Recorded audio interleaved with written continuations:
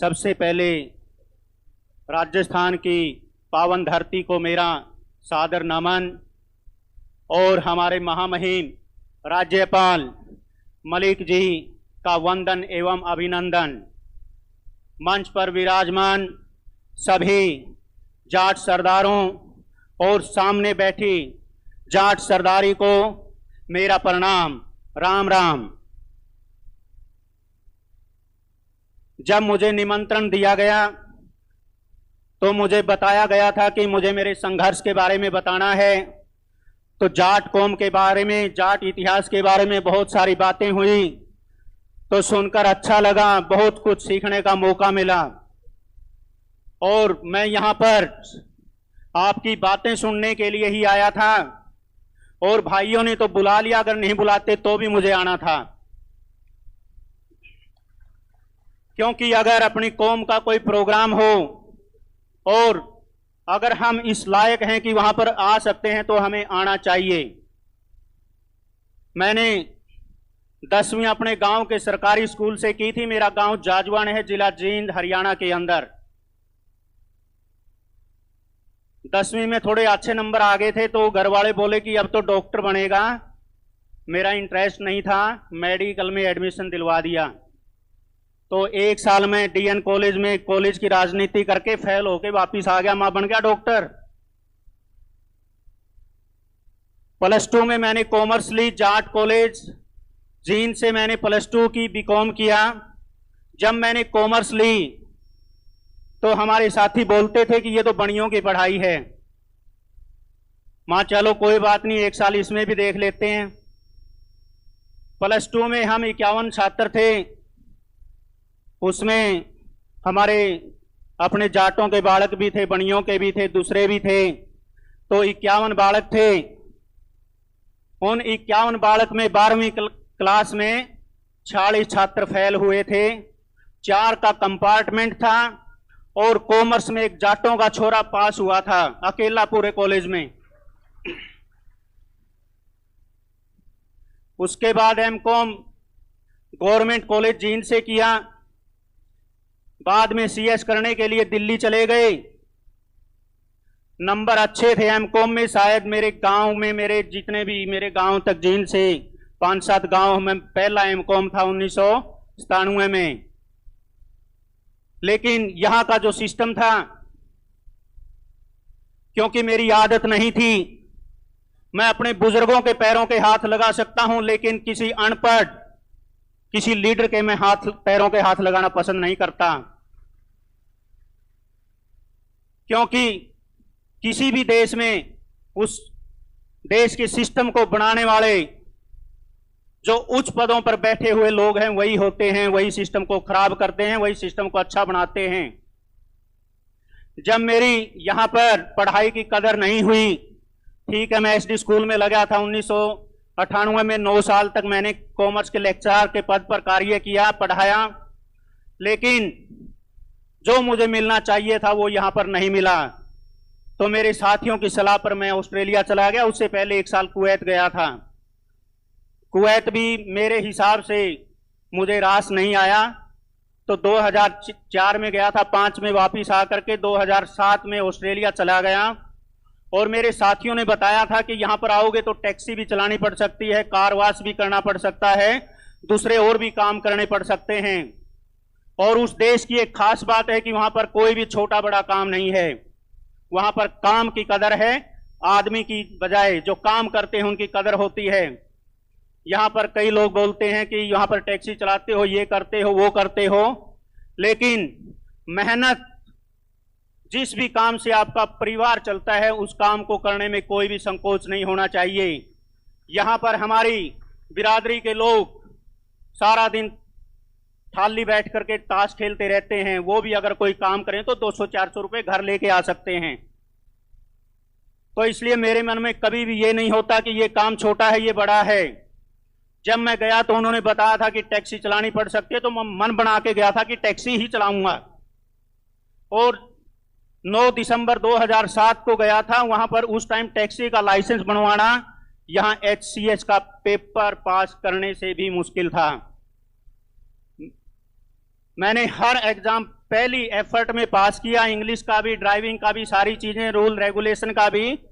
तो 22 जनवरी 2008 को 1 महीना और 13 दिन के अंदर मैंने टैक्सी पकड़ ली थी। वहां पर काम किया, मेरे स्टूडेंट भी वहां पर थे, 2-3 मेरे साथी भी थे। ईमानदारी से काम किया। ईरान का एक ऑपरेटर था, सबसे बड़ा ऑपरेटर था, उसकी टैक्सी वो चलाते थे। मैंने भी उस ईरान के, हमीद नाम है उसका, बड़ा अच्छा रसूख था, तो उसकी टैक्सी चलानी शुरू की। ईमानदारी से काम किया। मैं बहुत ज्यादा पैसे बनाता था क्योंकि मुझे पैसे की भी जरूरत थी, यहां से खाली हाथ गया था। तो मैं 50-50% पे गाड़ी चलाते हैं, 50% ड्राइवर के होते हैं, 50% मालिक के। तो मैंने ईमानदारी से उसको पैसे देने शुरू किए। तो दूसरे बोलते थे कि इतने पैसे मत दो कमा के, नहीं तो हमें भी देने पड़ेंगे। लेकिन यहां से एक चीज सीख करके गया था कि बेईमानी नहीं करनी। तो ईमानदारी से उसको मैंने जितने पैसे बने तो वो सारे दिए। तो उसने खुश होकर के, 6 महीने हुए थे मुझे, जो मेरा यहां राजनीति में आने का जो टर्निंग पॉइंट था उसके बारे में बात कर रहा हूं। उसने मेरे से बात की कि सुरेंद्र, यहां पे साउथ ऑस्ट्रेलिया के अंदर टैक्सी एसोसिएशन होती है, काउंसिल होती है, अगर आपको उसका मेंबर बनवा दें। मेरी इंग्लिश भी ऐसी टूटी फूटी थी, लेकिन मैंने सोचा कोई बात नहीं, बन के देख लेते हैं। तो 6 महीने के अंदर अपने ईमानदारी के उस पर मैं वहां साउथ ऑस्ट्रेलिया टैक्सी काउंसिल का मेंबर बना और ड्राइवरों के हकों की लड़ाई लड़ी, हड़ताल भी की। और 2016 में तो ऐसी हड़ताल की थी, उसको अकेले को मैंने हैंडल किया था और एयरपोर्ट भी पूरा बंद कर दिया था, एक भी गाड़ी नहीं निकलने दी थी। हमारी जो जायज मांगे थी वो मौके पर मनवाई। जब 2008 में टैक्सी काउंसिल का मेंबर बना, उसके बाद 2012 में जाट महासभा बनाई।